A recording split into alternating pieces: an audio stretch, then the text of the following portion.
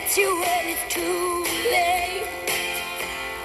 Hits you when you're down. It's a fool's game. Nothing but a...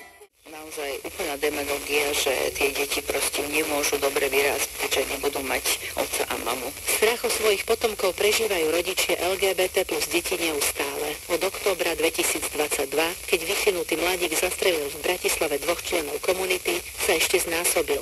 Manželia Renáta a Peter Zaklajovci majú transrodového syna. Stále je to tá istá osobnosť.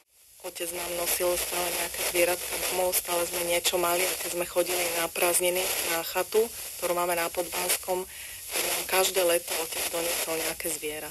To bol králik alebo barana nám doniesol. Barana a plamače, kde ste? Nie, to bolo na chate. A tam iba teda na krátke obdobie vám doniesol? Obdobie na prázdniny a potom vrátil na saláž aj po matku. Stále bolo potom ľúto.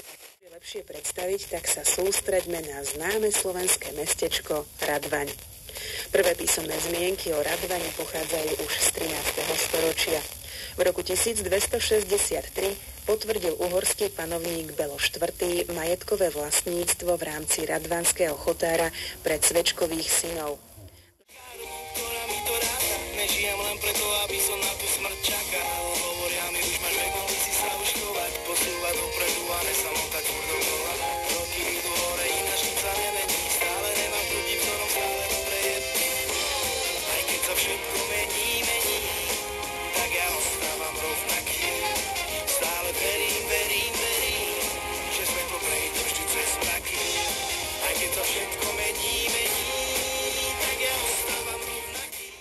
Raz v Kanade, potom boli vyslaní zase na britské ostrovy, potom naspäť do Kanady. Ten výcvik trval dlho, myslím nejakých 13 mesiacov, dokým boli vlastne letu a boja schopní samostatne tí letci. Takže keď dostal tie krídla svoje povestné, že už mohol lietať, tak prešiel nejaký čas, ale stále to bol mladý chlapec z tej skupiny, ktorí nastupovali vtedy spolu na výcvik. Boli postupinkovaní, ich bolo asi 9, tak vlastne na konci vojny on zostal sám. Mal 21 rokov, keď bol začlenený do legendárnej plejáde filmov, ktoré boli od Dubčekovi doteraz nakrútené, aj tých hraných televíznych. Dokonca tam vidíme nakrúcanie filmu ľudskou tvárou, ktorý sa nikdy ale nedokončil.